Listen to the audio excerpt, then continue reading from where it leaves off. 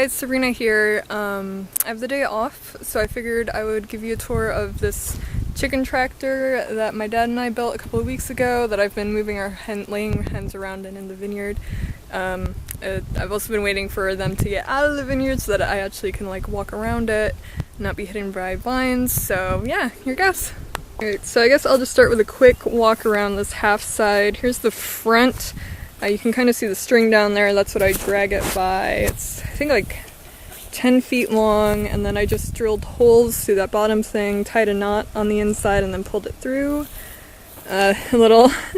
So that metal bit that's tied there with twine is just some extra shade. We had a heat wave come through last week, the week before, and they were facing, like the long side was running north-south, so they got a lot of late afternoon hot sun. Like we were getting up into the 90s, it was awful.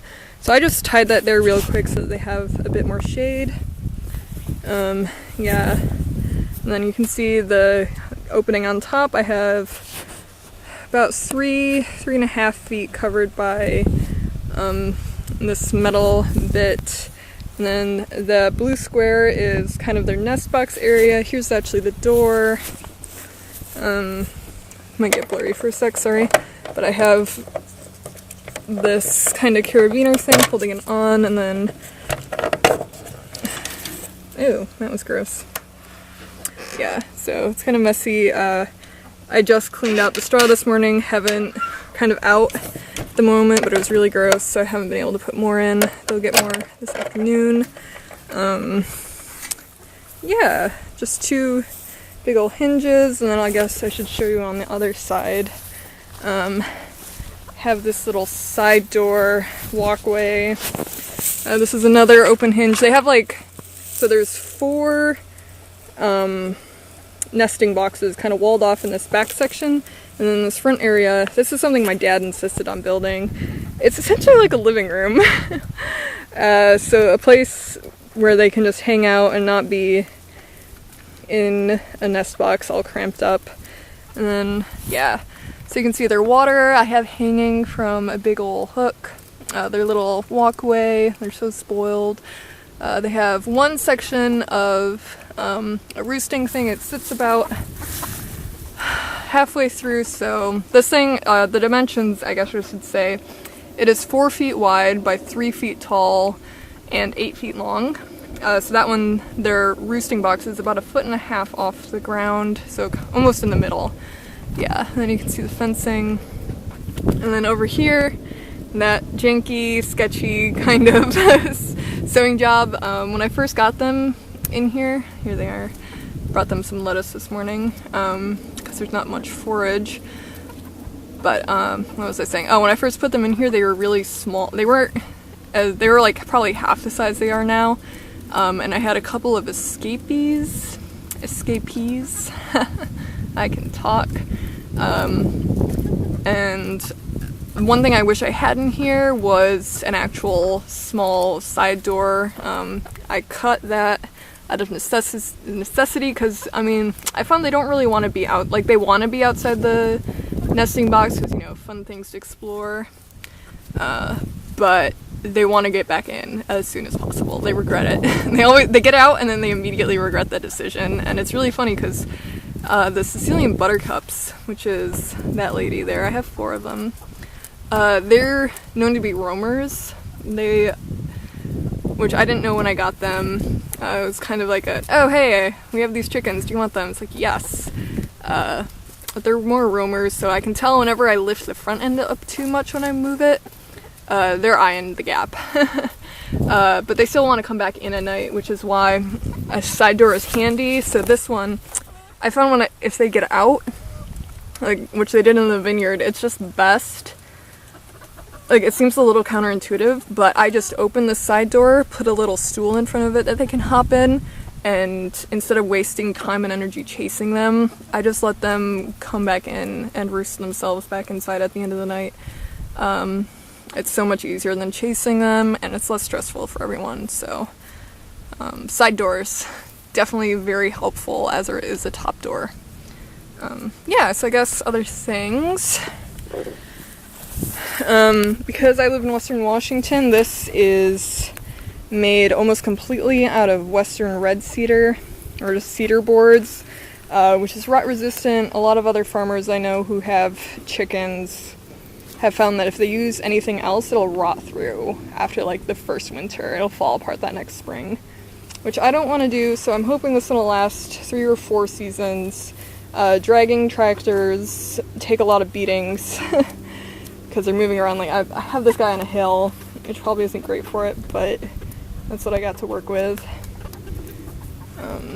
So yeah, it's really sturdy. It's on the heavier side.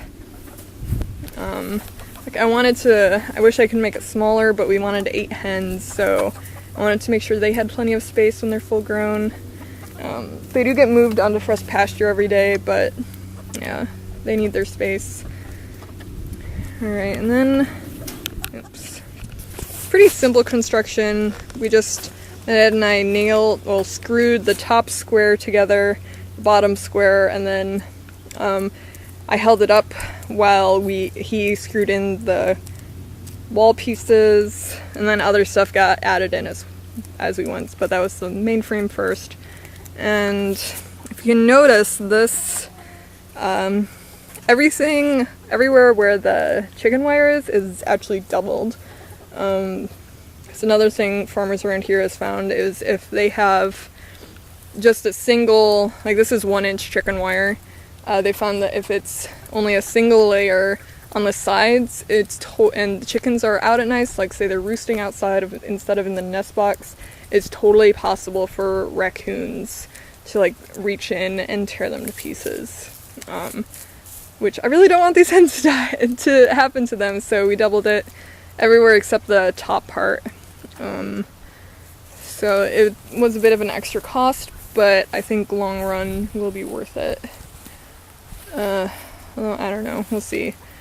I wish I had like 1/2-inch chicken wire. That would be too small for a raccoon. But yeah, and then I guess other stuff I wish was different.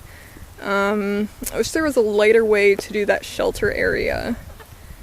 It was kind of a last minute decision on part of my dad. I'm so grateful that he helped me build it, but towards the end I gave him creative freedom.